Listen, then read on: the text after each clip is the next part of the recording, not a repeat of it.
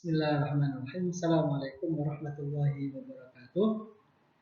Baik, pada kesempatan kali ini kita akan membahas kembali di mana salah satu akad yang sering digunakan oleh para masyarakat secara umum, yakni akad ini adalah yang dikenal dengan nama ijarah.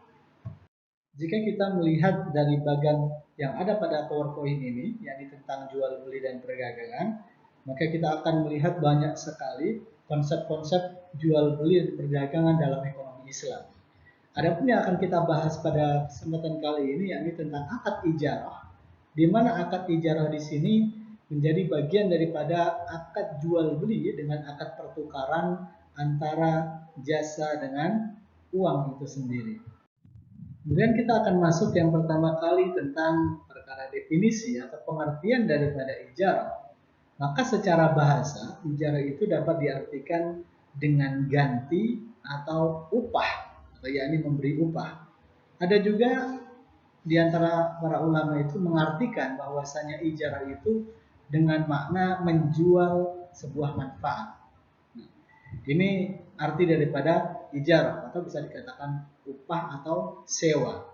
Sehingga jika kita tarik arti daripada ijarah ini kepada makna yang istilahnya, yakni bisa dikatakan ijarah adalah sebuah akad perpindahan hak guna atau manfaat suatu barang atau jasa dalam waktu tertentu dengan adanya sebuah pembayaran upah atau dikatakan ujrah tanpa adanya perpindahan kepemilikan hak barang. Jadi misalkan teman-teman semua biasa menggunakan salah satu perusahaan atau salah satu aplikasi Gojek katakanlah, ketika kita pergi dari suatu tempat ke tempat yang lain dan kemudian kita menggunakan jasa melalui daripada driver Gojek tersebut, maka akad tersebut bisa dikatakan sebagai dengan akad ijarah. Nah, ini akad memberi upah, memberi manfaat kepada driver itu sendiri. Atau dalam hal ini juga bisa diartikan bahwasanya ketika teman-teman semua pergi ke Jogja dan kemudian menyewa kos, yani ngekos di suatu tempat. Jadi kan ada biaya sewa kos-kosan tersebut. Nah, akad antar penyewa kos dengan pemilik kos ini itu disebut dengan yang namanya akad ijarah. Jika kemudian kita melihat apa sih rukun dan syarat daripada akad ijarah tersebut, maka ada beberapa hal yang harus dipenuhi ketika seseorang melakukan akad tersebut.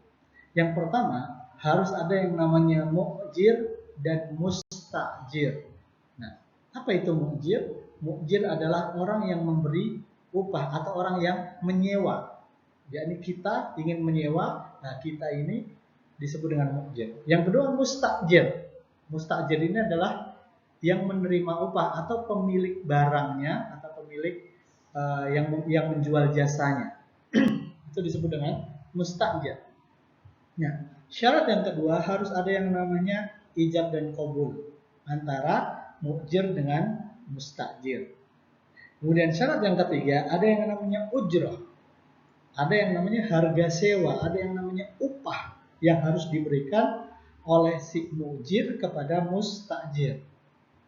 Dan yang terakhir, yang keempat, yakni ada barang yang disewakan. Misalkan kos-kosan, berarti kos-kosannya itu adalah barang yang disewakan.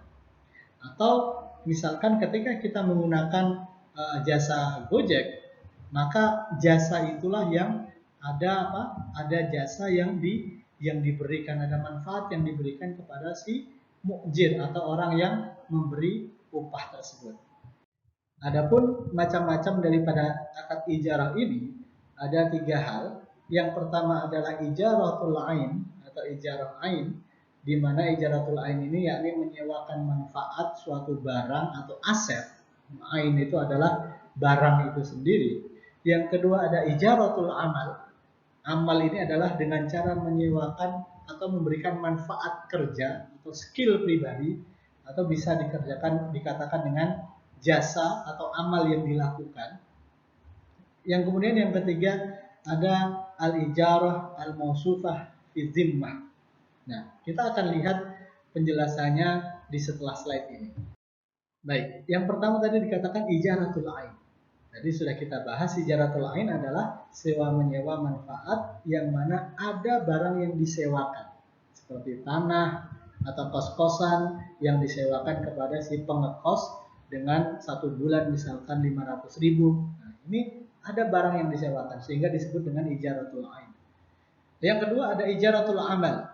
Jadi amal ini bisa dikatakan sebuah usaha, perbuatan atau jasa. Jadi yang dijadikan pekerjaan atau kerja itu sendiri adalah upah daripada kepakaran dalam seseorang melakukan kerja. Misalkan kalau driver Gojek tadi itu adalah jasa, maka itu bagian daripada ijaratul amal. Atau bisa dikatakan dengan seperti contoh dosen, lawyer, pengacara gitu ya, atau dokter. Nah, ini mereka memiliki apa? Memiliki skill yang kemudian mereka bisa memberikan manfaat kepada orang lain. Nah, ini juga bisa disebut dengan apa? Akad ijaratul amal, ketika mereka antara orang yang mendapatkan manfaat dan memberi manfaat itu saling apa? Saling melakukan muamalah tersebut. Kemudian yang terakhir ada ijarah mausufah fi zimmah. Nah, dalam hal ini yakni di sini dikatakan bahwasanya ijarah ini adalah akad sewa menyewa dalam bentuk tanggungan.